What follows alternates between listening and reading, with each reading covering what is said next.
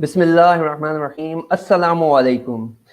With a hope and prayer about your well-being, we are starting our 122nd program today, where I'm grateful to you for being engaged and motivating me all the time for continuation of this series. Today, we are going to talk upon life, excellence, and adversity. Who can speak on life, excellence, and adversity other than someone who is known for the subject? Yeah, who is known for the subject. We are talking with a guest who has joined us from Colorado, USA, and she's known to be an international TEDx keynote speaker, corporate communication trainer, speaker coach, success coach, a John Maxwell team member, and CEO at Michelle Mras and Company. I'm talking about nobody else other than Michelle, who has joined us live from America. And let us welcome Michelle and ask her for her wisdom sharing. How are you, Michelle? Well, I'm wonderful. Thank you for having me. I'm so much excited and happy that you have accepted the invitation to join our platform. I formally welcome you on board. Michelle, I have tried to grasp a considerable knowledge about your introduction and your life experiences, but many of the viewers at my end might be interested to listen something about yourself in detail, for which I would request you to share your brief introduction with all the viewers. Over to you, Michelle. Okay, well, my name is Michelle Mras. I'm an international speaker, coach, trainer, podcaster, author. And I'm here in Colorado. Well, here's the thing, Colorado, USA. I grew up in the Philippines. My father is a military man and my mother is from the Philippines. So she's a Filipina. And I didn't come to America till I was 15 years old. So I had to adjust to being an American from outside of America. I've been through so many things, so many adversities, and as we'll speak today of what I've gone through, but basically what my message is stop apologizing for what you're not and embrace who you are at your essence. Be the best version of you and be unapologetic. Unapologetic and be the best version of you. So we are going to listen to an exciting wisdom from Michelle today, inshallah. Michelle, tell us something. When you see your life at the back of your memory, tell us that how you are going to define life itself. I know that life is not easy. It is not a field of flowers. There's a lot of adversity, but what is amazing about life, with whatever hits you, whatever brings you down, you have to think about life as being, it's an adventure. Sometimes it's very terrifying, but I promise you, on the other side of that terror or that frightening part, you will grow into another human if you choose to learn from whatever you're going through. Everything is a lesson, and it's ours to choose to learn it. So now the discussion is going to twist itself with your comments, Michelle. You say that there is wisdom, there is freedom, there is success on the other side of the fear and terror. How one can see this success and pleasure on the other side of the road when he or she is standing and at the other end of the road? You don't. You have to just believe that there is something on the other end. I mean, I've gone through some serious, health issues and things of that nature. And when you're at the beginning of it, you're like, I'm not going to make it to the other end. And then you have to remember, I can make it. I will make it. And if I don't make it, then what will people around me learn? And so just realize that even though it may hurt, someone will learn something from the other end, and you have to make sure that that's what happens. It's just, you just put it out there, that a belief that good will happen from whatever is happening around you. Okay, Michelle, let me ask you. When I asked you about the definition of life, you have, in the first instance, you have talked about adversities and the challenges, and you said that life is not the bed of roses. I must say that the people like you, international speakers and keynote speakers and all that profile, why don't you people see the good part of life? Why did not you define life as something precious as life it is in reality? Well, life is precious. And the reason I talk about life as being full of adversity is when, if I talked more about how beautiful life is, for me to say that life is beautiful, it took me to see the bad first. It took me to hurt. It took me to think I was dying to realize how much I loved life. And what I realized as an international speaker is you can go out and talk about how beautiful life is and find the beauty in life, and no one hears you. They just Mhm. don't hear it because they do. Yeah, life is easy, or that's how it is. No, it's not. We find the beauty through the pain, and that's what makes it more beautiful and more precious. To know that everything isn't handed to you on a golden platter, that everyone has some sort of adversity that they have to go through, and it's a choice on whether they let it bring them down or if they want to find a way to lift up from it. So that's why I define life as adversity and finding the gold inside of it. Beautiful. Michelle, let me ask you a personal question on my end. It makes me disturb at times when I feel that why is it necessary for every human being to face adversity in order to excel in his or her life? Why is it mandatory to embrace adversity? Is there anybody in on this planet who can achieve that level of excellence without facing adversity? Not that I can think of. I believe that that's why we're built as we are as humans. Think of a baby. When a baby is crawling and learning to walk, a baby, one that adults are protecting and making sure they're safe, right? They still get up and they fall. They get up, they fall again. It's part of our nature that we learn through pain. We learn through getting hurt and learning, okay, that didn't hurt that much. I can get up. I can try something new. Oh, I can walk now. Maybe I'll attempt to run. Oh, now I can try to climb. And each time we learn a little painful lesson that we build upon. I think as humans, we learn because of the things we have to push ourselves through. And as we get older, we do, well, I don't want any more adversity because I just want to, be happy and be loving and happy. No, we learn through adversity, and that's part of human nature. That's part of human nature, and you've given the example of baby crawling, and then if a baby thinks that everybody is there to care for herself, they even then they get up and fall and they again do the same practice. Michelle, once I have caught you saying that everybody is imperfect, and still you do not have to compare with yourself with others, and do the best with whatever is given to you. May you elaborate this for my viewers when you say that everybody is imperfect? How you are going to define imperfection? Look in the mirror. Whenever anyone, we all look in the mirror, we all find something wrong with ourselves. No one looks in the mirror and says, oh, I'm so perfect. No, even the most famous of movie stars look in the mirror and do, oh, I've got a wrinkle. Oh, look at that. I mean, everyone has a criticism of themselves. And that's why I say, love yourself in your imperfection. Because no matter what status you are, you have something in your head that says, I wish I had this better, or I wish I could do this better. Even the most in business people who are so successful still look at their business plan and say, I need to improve this. There is beauty in imperfection. It causes us to want to grow into something better. And that's why I say be the best version of you every day, unapologetic, because it's a process. No one wakes up and says, today I'm going to be perfect, and then it's perfect. No, it's tiny steps of becoming a better version of us. Okay, thanks a lot for elaborating in detail. Michelle, I want to ask you as many questions as I can in this shorter given time. Therefore, I'm going to bombard you with the questions as much as I will.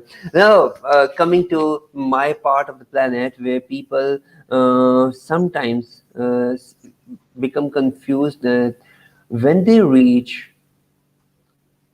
at a point where they intersect with an adversity or a challenge in their life, I put you in that scenario, and you had been to that point in your life at many times more than once.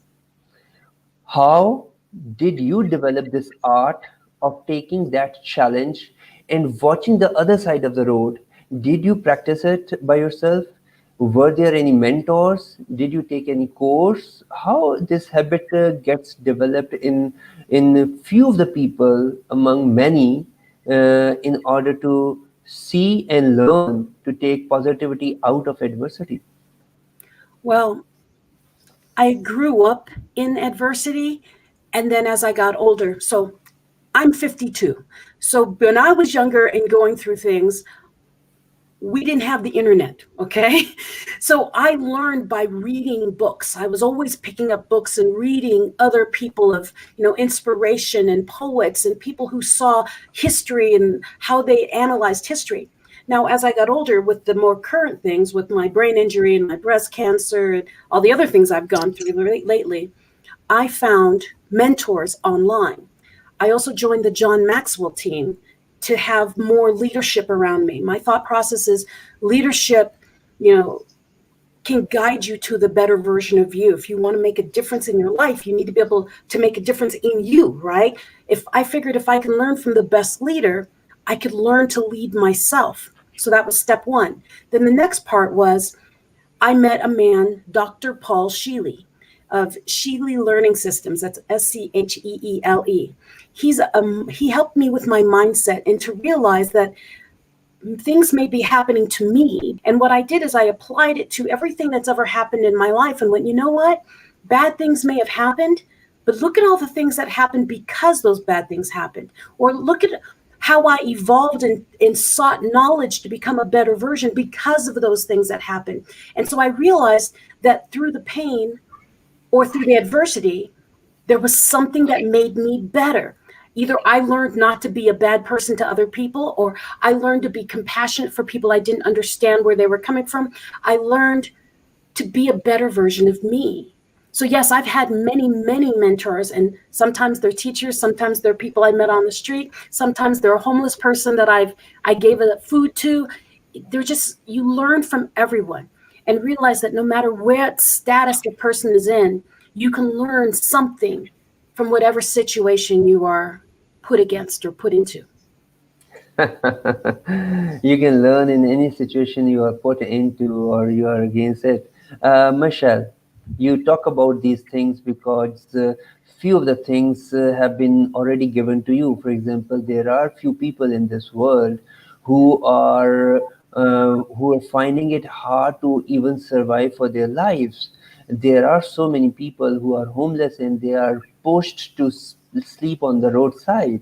When we see all those people, can we say that they are going to think about self-actualization and self-esteem in that situation?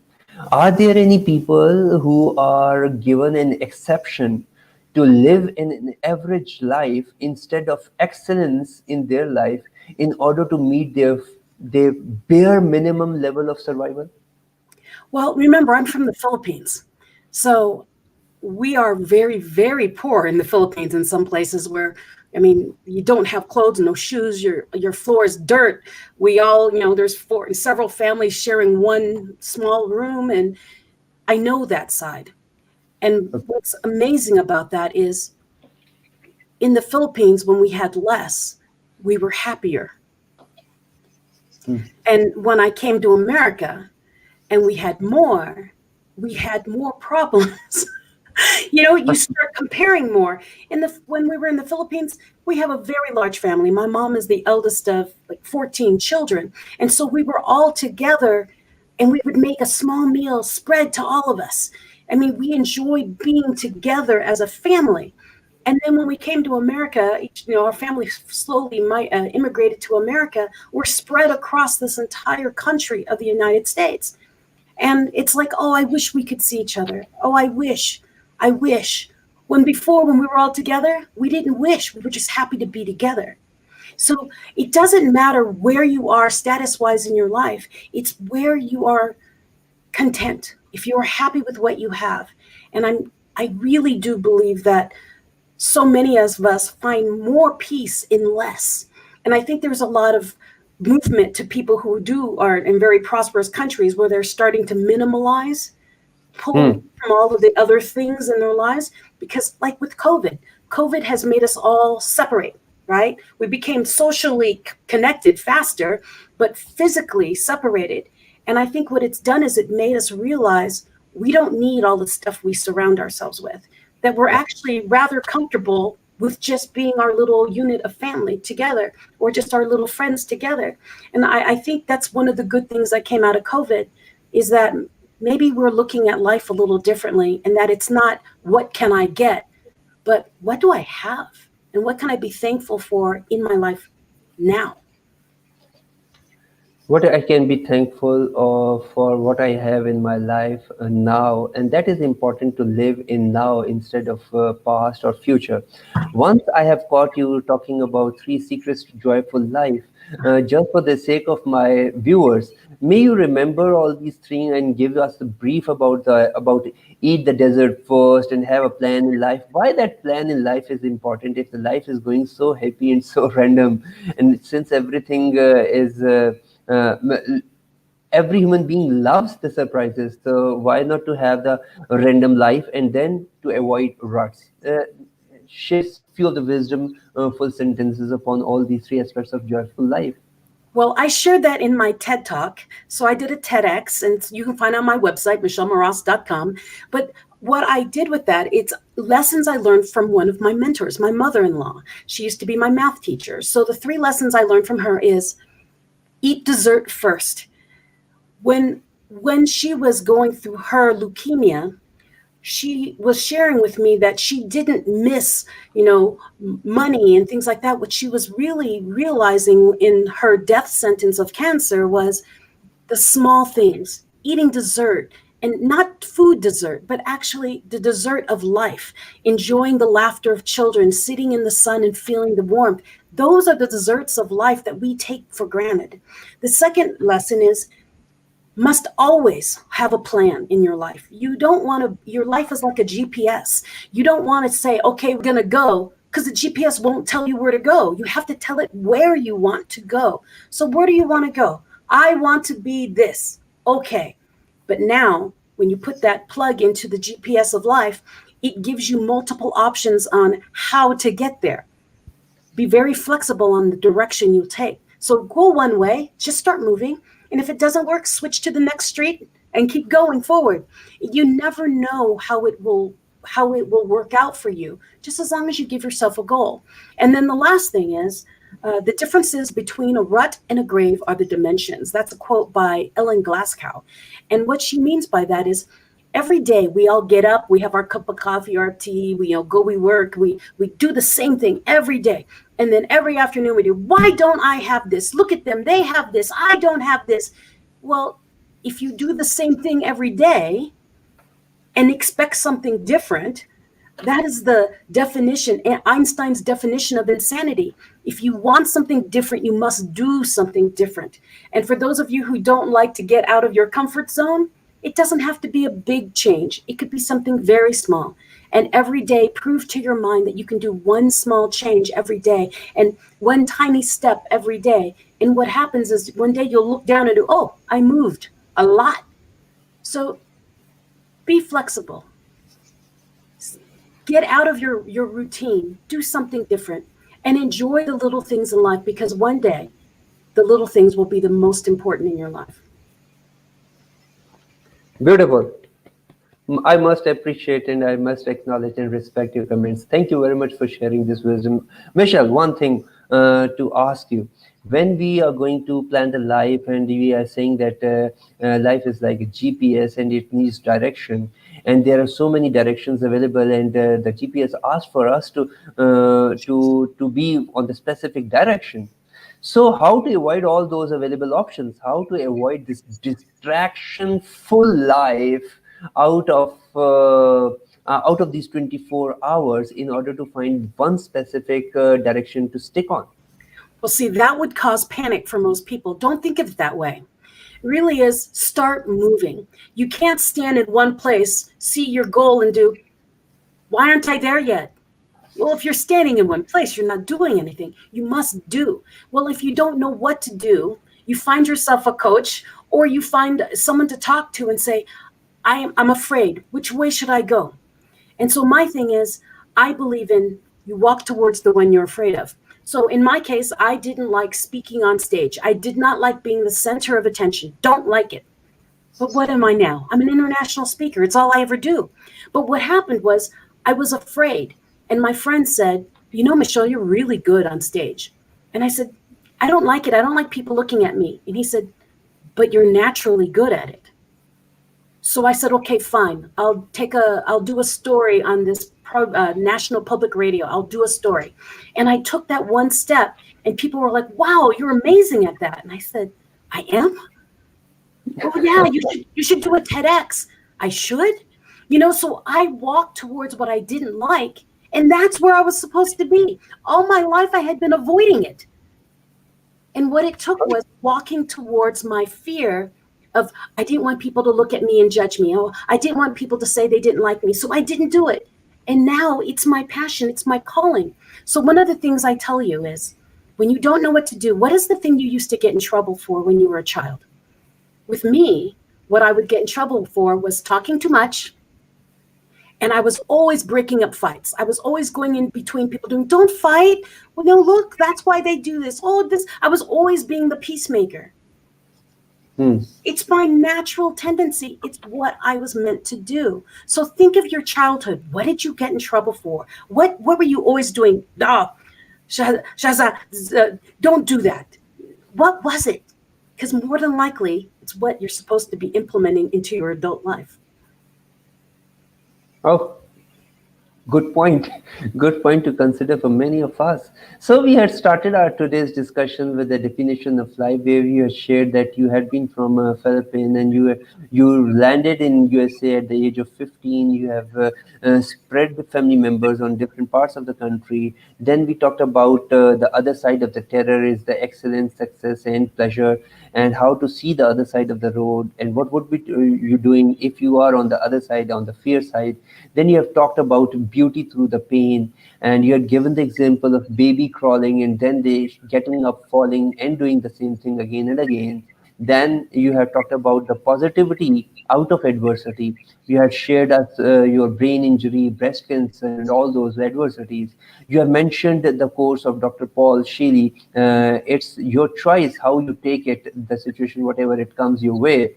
And then again, you have shared your personal example that you were having less and you are more happy, and that is beautiful. That is beautiful, I must say. Then you have given the example of your mother-in-law, who has been your mentor, and when she was facing leukemia, and she taught you 3 lessons of joyful life. And lastly, you have shared that how to avoid the distractions, and you have mentioned that you should start moving, and you have shared your own example that you believe in start moving towards the things you are most afraid of. So, covering all that aspect so far, let me share you. Once I have seen your one video where you said that you were on your bed towards the operation theater for a major surgery in your life, and you were accompanied with your loved ones, and you said that I'll be back. Yet you were not believing it yourself, and that was that was so touching, and that was your heart speaking to the hearts of the many in that video. Tell us something about that experience, and why you feel very low ended at that time, and what is the difference between low tone and high tone in your lives, and how to deal with that. Well, that situation, I was on a gurney going into into the operations for my breast cancer. I had to have a bilateral mastectomy where they remove your breast to get the cancer out. And right before they allowed my husband in the back room with me. They had, hooked me up to all the IVs and everything. And the anesthesiologist said to me, "You are very heavy. And for me to knock you out, I'm giving you a lot of drugs to knock you out. Do me a favor and wake up." And I said, "What do you mean?" He is, "For your size and your weight, I'm giving you a lot of sedatives." Okay. And so he basically told me, "I don't know if you're going to wake up." And so when my husband came and he's holding my hand, I'm going into surgery, I told him I'll be back because I made a choice. I would come back. I don't care what the anesthesiologist said, I will be back. So it really hurt to have to tell my husband that. But if I told him what the anesthesiologist told me, he would be suffering for the next 6 hours wondering if I was breathing. So I had to tell him that I would be back because I had to believe I would be back. And so my thought process with a lot of things that happen in life is sometimes you've got to borrow the belief of other people in order to make it through your pain or whatever you're going, adversity. And so that's why I'm such a big reader. I'm such an avid reader because I have to see that there's hope in other lives so I can picture it in my mind so I can imply it into my life. So if you look back in my history, look at my website, go to my TED Talk, I'm over 300 pounds. I don't know what that is in kilos, but I'm over 300 pounds. And in my TEDx, I declare to the world that I will be very intentional in my life. I would not take any day for granted, and I would be the best version of me every day. And now, 5 years later, I am a slow, steady result of what I declared. And that's why when I talk to people about making tiny changes every day in your life, it works. I am no longer over 300 pounds, okay? I am a product of what I talk about as a coach. Your mindset is what shifts everything in your body. It is your mind, your health, your heart, your soul. Everything starts in here. And once you make that decision to do something, don't beat yourself up if you don't take giant leaps. It's okay. Take tiny changes. And look at my videos. Look at me. I am proof that it works. You can do whatever you choose to do, one step at a time. And be gentle with yourself and be patient with yourself. One step at a time. Michelle, that is great. I congratulate you on whatever you have achieved in life. And that makes me land into one of the beautiful content, which I believe myself as well. And that is 4 aspects which we have mentioned. Before I go further into the discussion, here comes my mentor, one of my mentor in Pakistan, Dr. Khalid Mahmood, and he's appreciating your talk and content live. And we were into those 4 aspects of the life which you mentioned: mindset, heart set, health set, and soul set. You tell me, when you say that all this belongs to that mindset, once you have decided you can do wonders in your life, my question is that out of these 4 aspects, mind, health, heart, and soul, which comes first? You are saying that mind comes first. Where that soul goes? No, mindset is what makes it move. Because your heart and your soul can want it, but if your mind doesn't let your body move, it's not going to happen. So many of my years, of my younger years, my heart and my soul wanted so bad, but I had never made the conscious choice to do something about it. And that's why I use mindset as mind is the first, because in my mind was my soul, my heart wanted, but never made any action to do it. It wasn't until I engaged this and said, you know what? I choose. I'm not going to allow the rest of the world to tell me what I am. I choose. And suddenly my heart, my soul, my mind worked together and moved me. So yes, I still say that it's the mind that must trigger it all, because your heart and your soul can want it forever. But if you don't take action, nothing happens. Okay, I can debate on it, but in the meantime, Khalid says that hats off to both of you for such an amazing discussion. Every word of you is amazing. Thank you, Khalid, from both of us. Thank you very much for appreciating and liking the content. Misha, my next question comes that if you repeat this transmission and you see this live podcast of ours, you're going to see the use of word I many times as compared to we or you. Why this people like you who are into this public speaking and all that stuff, why they believe that they are best out of the lot? Why do you have the feeling of that I am the best and I know everything? Not at all. Just the opposite. Like I said earlier, I learn from everybody around me. I'm basically a giant sponge of anybody I've ever spoke to. And so I don't see me as better, and I don't see anyone as better. I see us all on the same journey of life. We're different mile markers. We can learn from someone behind, in front, beside. It doesn't matter. It's the power is that coaches and speakers, international speakers, whatever it is, however your platform is, we have the capacity to share. And so that's not that we're better or worse or whatever. It's that we have the ability to communicate across the world. We have broken that fear barrier of being seen and being judged, basically. It's like it's for the better good for us to talk and talk out loud. So no, when you're seeing someone on stage and they're saying that they are better, walk away. Because if they think they're better, they're not there to serve. They're not there for everyone else. And I know for me personally and for you, we're about opening that communication around the world so that other people realize that we are more the same than we are different. Beautiful. We are more of the same than different. Anybody who is watching this program and wants to ask any question to Michelle directly even after the program, Michelle invites the people all around the world on her social media platforms for the complimentary call on her website. If I'm not wrong, you may contact Michelle by yourself directly or in this platform as well, wherever you feel convenient and easy. She is just a call away from you. Watch her website and social media platform for the connection. Am I right, Michelle? Do you want to add something here? No, and you can find the 15-minute consult. You can find it on my website. It says like book Michelle or contact Michelle, and look for the 15 minutes. You can get on it. I'll talk to you.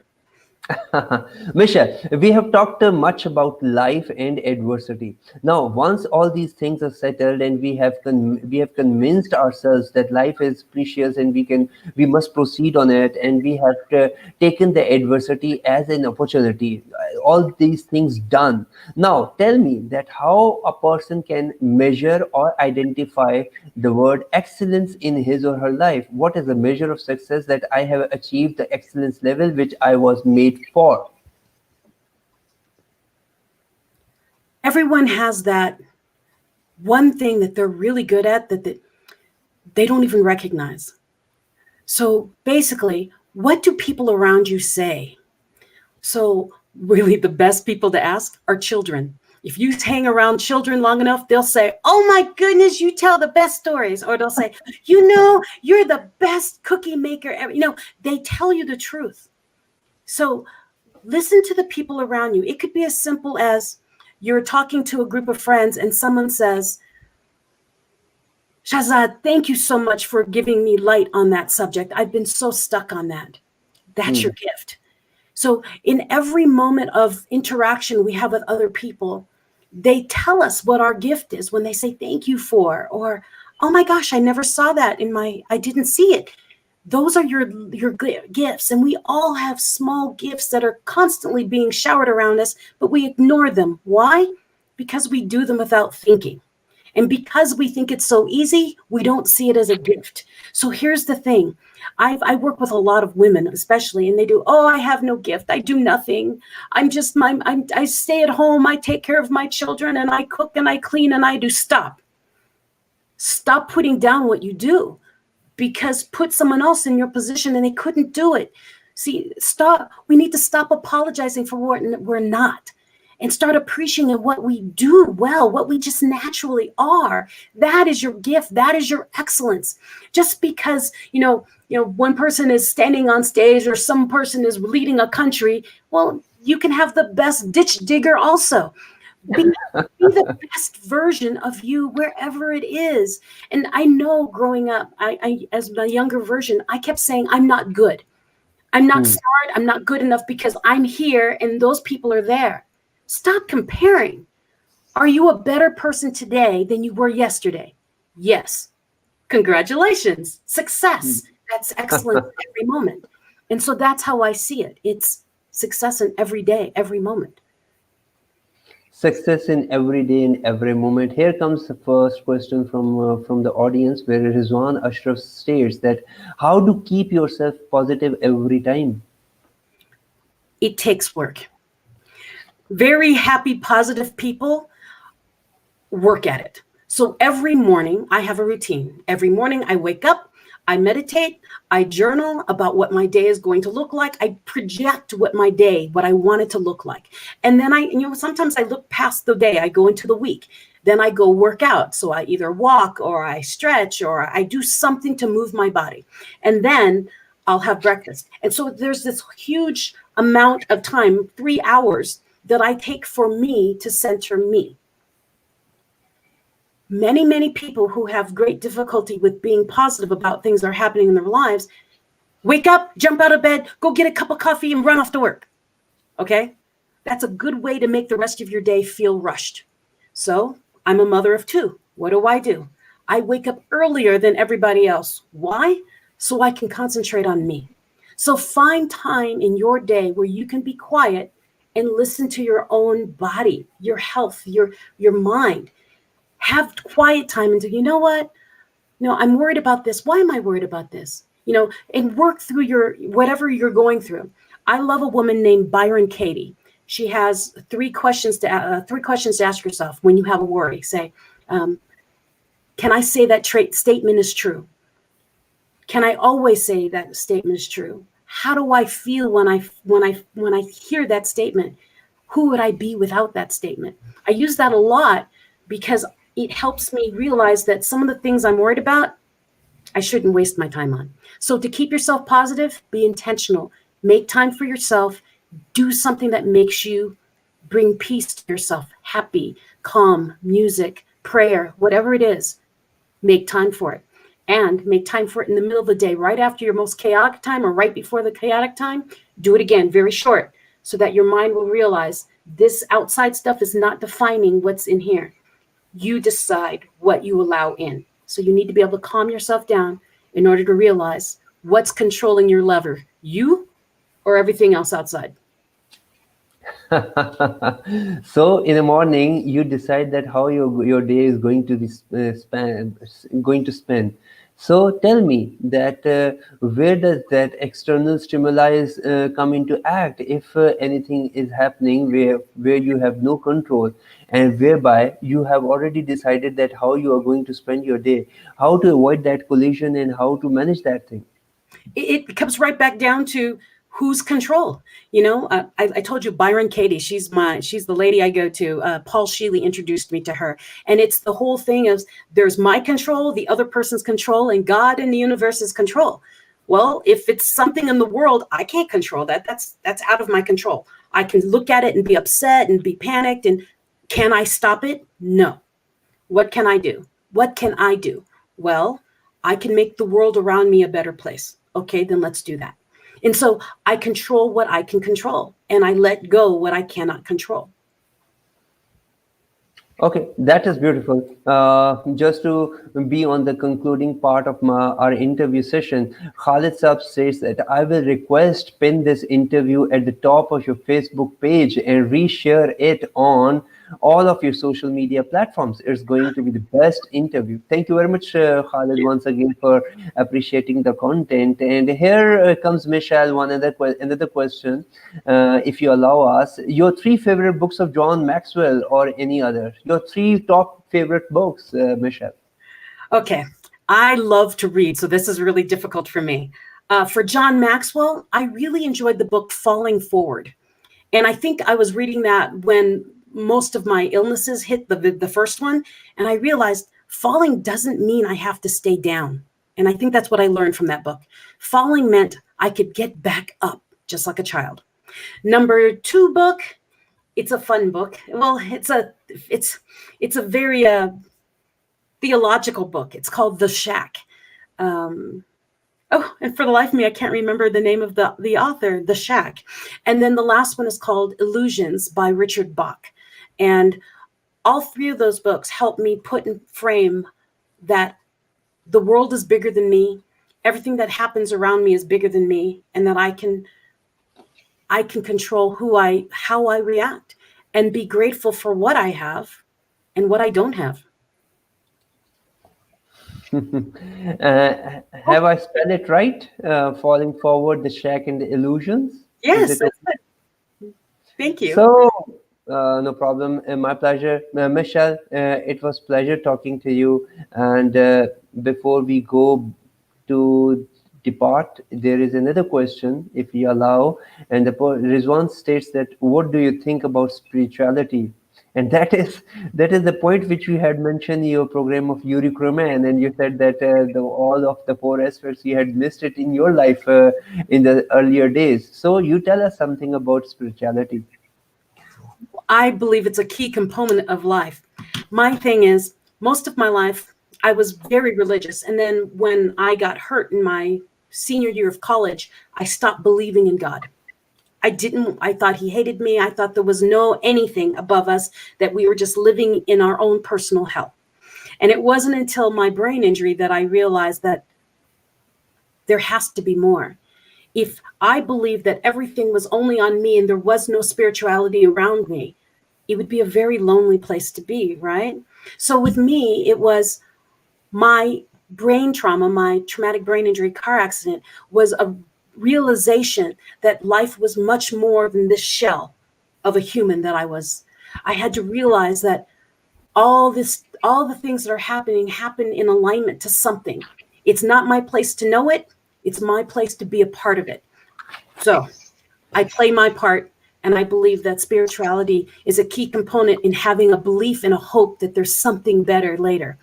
Because if you believe that this is our world and this is all we've got, you're going to be very depressed, because it's kind of a mess out there, right? So I believe in spirituality because I believe that there is more, and that there is hope, and that there is love greater than we can ever imagine. But it would be nice to be able to imagine it.